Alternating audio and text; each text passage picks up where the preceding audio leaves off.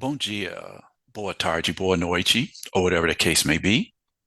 My name is Marcus, and I am the host of the Black Brazil Today YouTube channel, as well as the blackbraziltoday.com blog, where I analyze Brazil from the perspective of race. So I wanted to discuss this story that I came across. Actually it was earlier today. I just became aware of this story, and I talk a lot about controversial topics. I talk about, topics that people will get into heated debates about.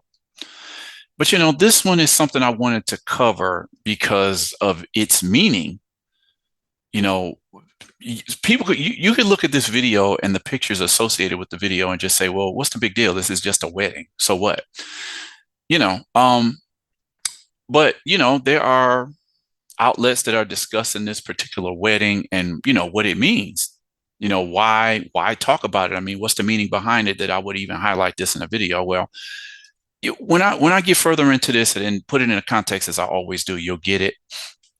So the title of today's video: the first wedding of Black excellence at the Copacabana Palace. Bárbara Brito and Levis Novaes get married in Black wedding at historic luxurious hotel. Okay.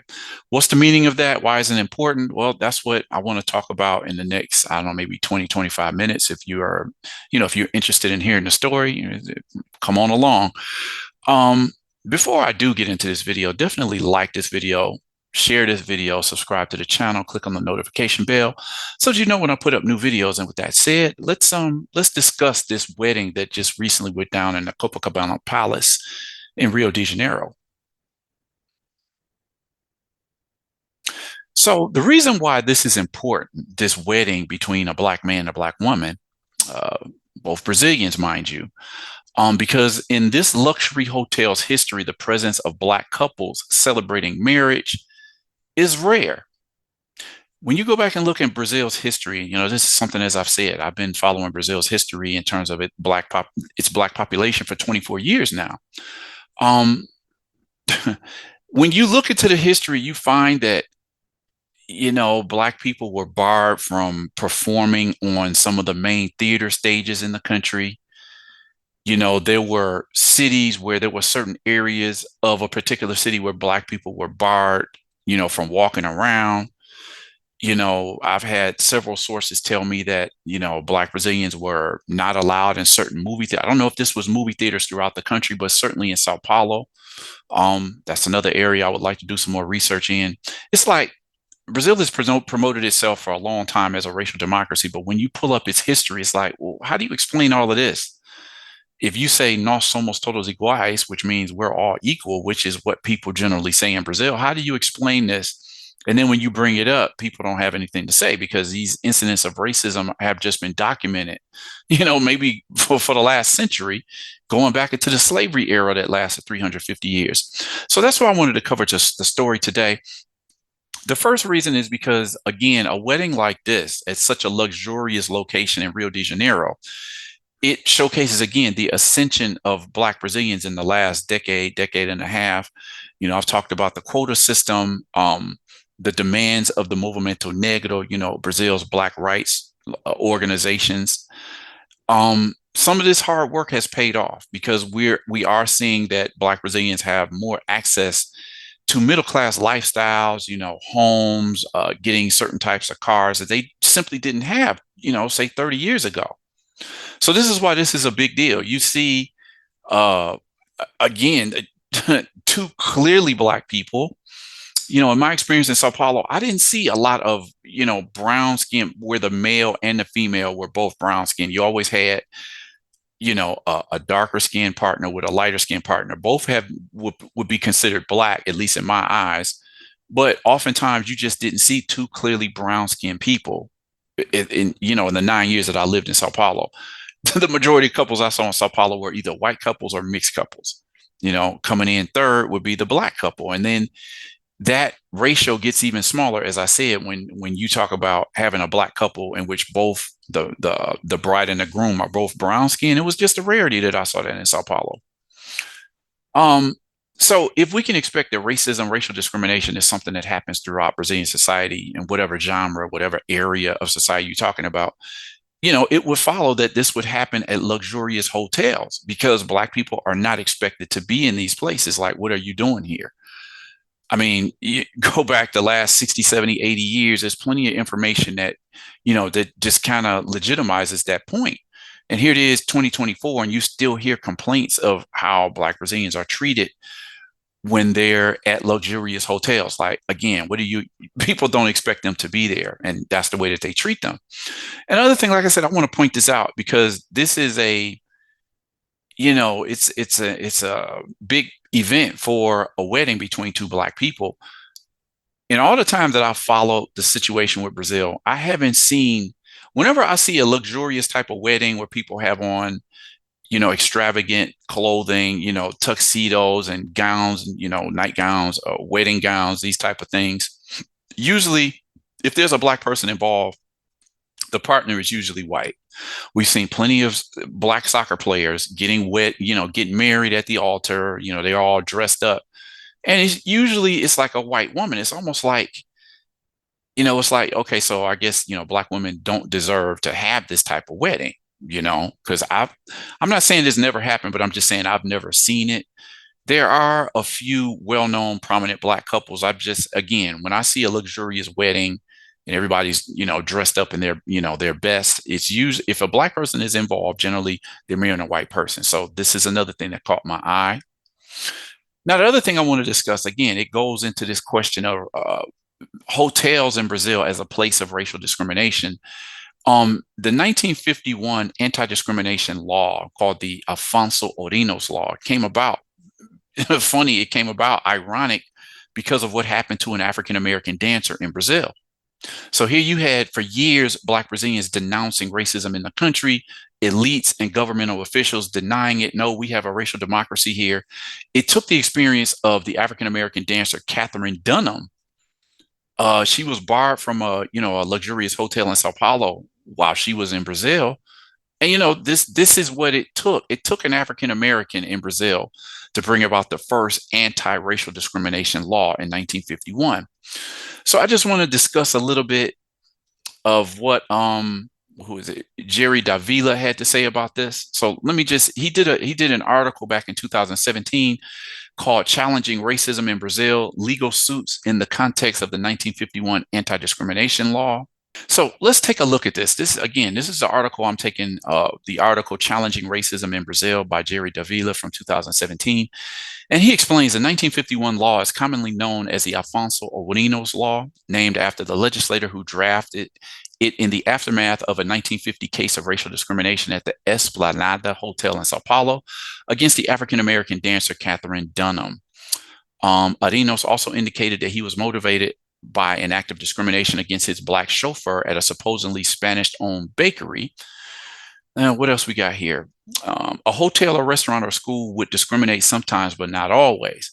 It would bar some people of color rather than all people of color. These racial barriers seem to have been disproportionately faced by Black women. This was the case of the global journalist Gloria Maria, barred in 1980 from the Hotel Othon in Rio de Janeiro at the same time that, as the hotel management alleged, a Nigerian delegation stayed at the hotel, or that over many years, some Black Brazilians or foreigners would have difficulty taking a room at the Copacabana Palace or Hotel Gloria, while others would not. Okay, so this is just, going into the nature of how Brazilian racism works. Again, you didn't see laws set up in Brazil that discriminated against Black Brazilians, but they were just like socially recognized, we'll say gestures and behaviors in the presence of Black or white Brazilians. Is something that you would see all the time. So this is the couple. So looking at the context of how the hotel, the prominent, luxurious hotels as a place of regular racism that Black Brazilians are usually barred from, this is why seeing a wedding between two Black people, a brown-skinned man and a brown-skinned woman, get married is like a big deal. And that's why a lot of the Black Brazilian press is reporting on this. Getting into the story, took this from a lot of sources: Afro TV Brazil, Glamour Brazil. I have something here from Giaspor Dash, just talking a little bit about the situation with Catherine Dunham from 1950. just her being denied entrance to one of the luxurious hotels in Sao Paulo, as I just mentioned a few minutes ago. From the Jerry Davila article, as well as the IG pages of the couple that got married. I guess it's been a couple of weeks now. So, under this palace, there is love, ties, music, and resistance, said the communicator, Bárbara Brito, to her husband, the publicist, Levis Novaes, proving that carnival passion and a dating app can lead to marriage. Yes, they got married amid the revelry of 2022. The two celebrated love on Saturday, August 31st at Copacabana Palace. Okay, so this is one of the ritziest hotels in Brazil. It's a historically luxurious hotel in Brazil. Let's see here. Currently branded as Copacabana Palace, a Belmond hotel. It's a hotel in the city of Rio de Janeiro facing Copacabana Beach. It was designed by the French architect Joseph Gier, or Gier. It was built in a style that follows the line and model of the great beach hotels of the 19th and early 20th century, and it opened on August 13th, 1923. Okay. Named by the couple Casamento Preto, meaning black wedding. The ceremony thrilled followers on the internet for the importance of having Black people occupying a space which in its history was most frequented by white guests. What a moment, a Black wedding at the Copacabana Palace, to be ecstatic because I thought I would die without seeing the world have significant changes. And this wedding has a thunderous meaning for diversity, inclusion, and belonging. Congratulations, Bárbara, for what you have already built. Seriously, you are a goddess. Wrote a profile. I guess that's what somebody wrote on Instagram. More pictures from the wedding.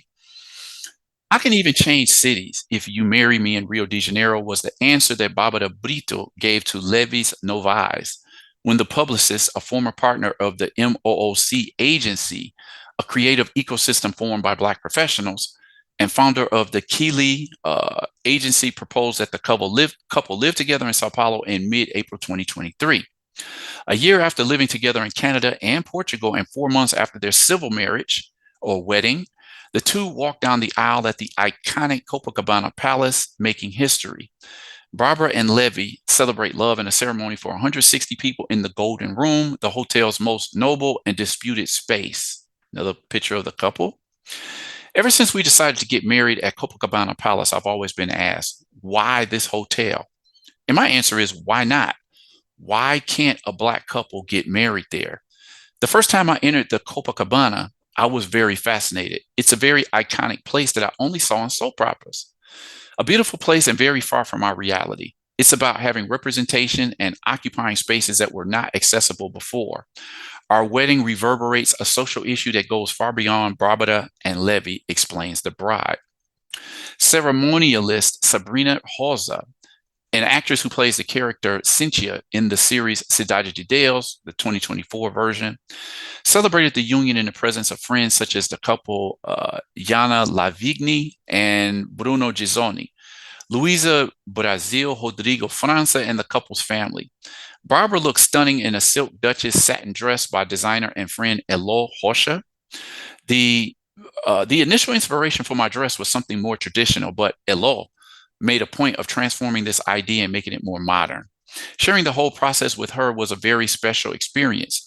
With the dress, I feel empowered, a big woman. It reflects everything I admire in a woman, said Bárbara. Okay. A picture of a few of the guests, around the happy couple. The groom chose a boss suit. The ceremony began to the sound of pianist Jonathan Fair, who thrilled Chris Palladino, Gabriela Eblin, Leo Galvão, and others present. The couple ended the night to the sounds of the drums of the samba school Viradouro. Okay, another picture of the couple. About Bárbara Brito and Levi Novaes. The couple met at the 2022 Carnival through a dating app. Bárbara liked a photo of Levi, who stayed for more than a week, on her list of matches. Just want to check out some of the video, from the ceremony. I love to see these images, but the connection between the couple happened in mid-March of the same year after Levi interacted with a photo of Bárbara in a post by a mutual friend. We exchanged a few sentences, but interestingly, we had many friends in common. Levi found me on Instagram. We started talking, and after the first beer, we never let go of each other again, explains Bárbara. By that time, or by this time, 2022, the businesswoman had just arrived in Brazil after 10 years of experience in Europe. Let me see. I'm going to keep going and I'm going to come back to some of the comments. Brito arrived in Ireland in 2012 to make good on her mother, Andrea Brito's promise to see her daughter graduate from college, and she did. Bárbara majored in social communication at the prestigious University College Dublin. 3 years later, with her diploma and a handbag, she moved to Lisbon, Portugal. There, Bárbara stayed at a hostel that later became the promising plan of her career, Selena. Over the 8 years she was at the helm of leadership positions, Bárbara ended the cycle at the company as chief of staff for the brand global department and creative department of the multinational co-living network.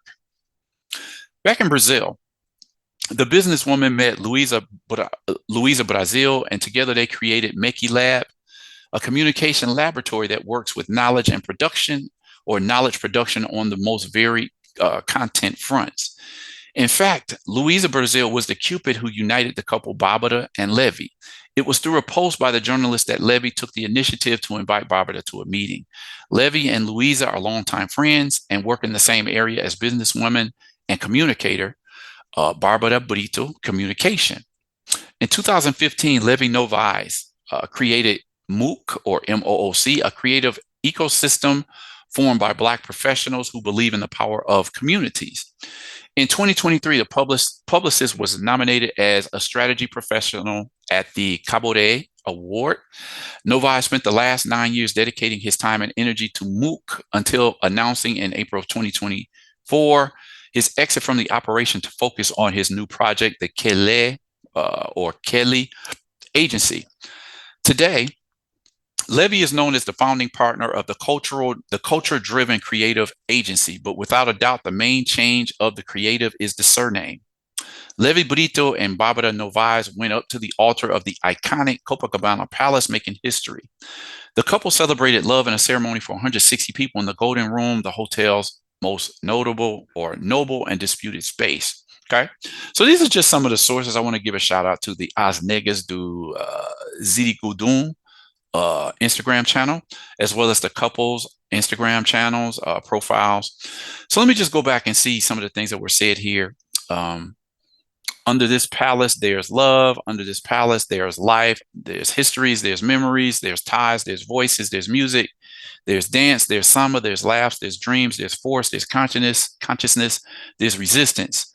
Under this palace today, there is, let me see, as much Bárbara as Levi. Under this palace today, there is a Black scream. Under this palace today, there is us walking side by side. Okay. What else we see here? The first wedding of Black excellence at the Copacabana Palace deserves the maximum expression of sensations that only Chandon Excellence Brut can provide. Okay. So just some coverage on this. I guess you could say almost like an iconic event, a Black couple getting married at Copacabana Palace. Okay. Let me talk a little bit more about why this is such a big deal, because as I said, Brazil, racism throughout the society, but hotels are another place where Black Brazilians always feel like they're not welcome. Look at this particular story here. After suffering racism in a luxurious hotel, he created a business to stimulate Afrofuturism. Okay, this is the owner of this popular tourism company called Diaspora Black. And this is the reason why he set it up, just feeling unwelcome being a Black tourist, whether in Brazil or in other countries. So he says, okay, I'm going to create a company that welcomes Black people, and we do the work to help people have the best tourism experience. He set this up after his experience at a luxurious hotel. Then you have the biomedical denouncing having suffered racism in another luxurious hotel, this one in Santo André, which is located in Sao Paulo State, in the ABCD region, they call it, ABCD. Then you had the story of this Black businessman who said he suffered a luxury hotel in the city of Florianopolis in the south of the country, says, I am destroyed. So the empresario Lucas Mateus Damasio Correia said he suffered racism at a luxury hotel in Jurerê International in the city of Florianopolis. Again, that's in the south of the country. It goes on and on. What's another story here? Um, a black massage therapist was persecuted in a luxury hotel in Sao Paulo. Now, the Renaissance Hotel, I've actually been there. Where there were a few events when I first arrived in Sao Paulo that I took part in. I remember there was a historically black college and university that was there, and they were doing an event with Brazil's only black college, the Unipalmares, or the University of Zumbi dos Palmares, located in Sao Paulo. So I participated in a couple of events there, the Renaissance Hotel in Sao Paulo. Okay. But it goes on. Hotel in Copacabana is condemned to compensate guests, a victim of racism. In a group of four, a black woman was the only one asked to identify herself by the receptionist. This is from December of 2018. Let me see if there's any other stories. Okay, look at this one. After an assault on journalists at a ritzy hotel in Salvador Bahia in Brazil's northeast, blonde tells black union worker he belongs to an inferior race and shouldn't even be there. This is from May of 2018. So this is, again, this idea that you belong to an inferior race and you're not supposed to be here. Okay, this is the diaspora black of the guy that I was just talking about, who created the Black Tourist Agency.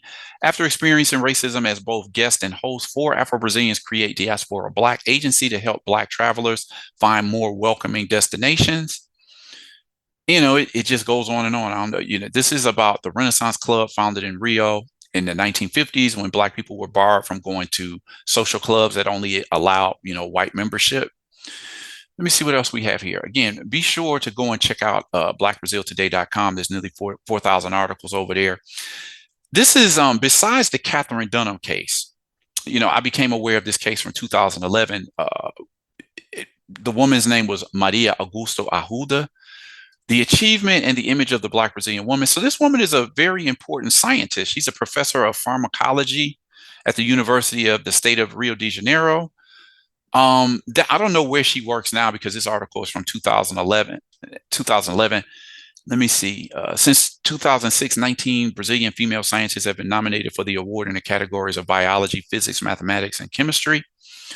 Okay, so what happened here?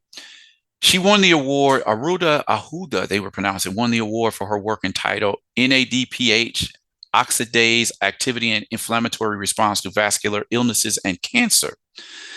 So this woman has credentials as a scientist, but the irony of Arruda's being given the award at the Copacabana Palace is that only months previously, she was denied entrance into the building because the luxury hotel's personnel mistook her for a samba school dancer. Like the American hip-hop video Vixen, the image of the samba school carnival dancer is that of a physically attractive, scantily clad woman, usually of African descent, that dances and gyrates to music, is always the center of attraction, and often has an image of ill repute. So the incident was yet another example of the image of the Black woman in Brazil. This image relegates Brazilian women born or Brazilian-born women of African descent to status of semi-nude dancer, cook, domestic servant, or prostitute. In the view of the hotel's personnel, if a Black woman is inside this five-star hotel, she must fit into one of these categories. Okay. So this is the reason that I wanted to highlight this story, because, luxury hotels is just another place where Black Brazilians don't always feel welcome, and for good reason, for the way that they're treated. So wanted to highlight this story. Definitely want to know what you all thought about this. Drop a comment in the comment section. Like this video, share this video, consider subscribing to the channel. Click on the notification bell so that you know when I put up a new video. And with that said, gonna end this video here and request that you all come back. Check out the next video that I post at Black Brazil Today.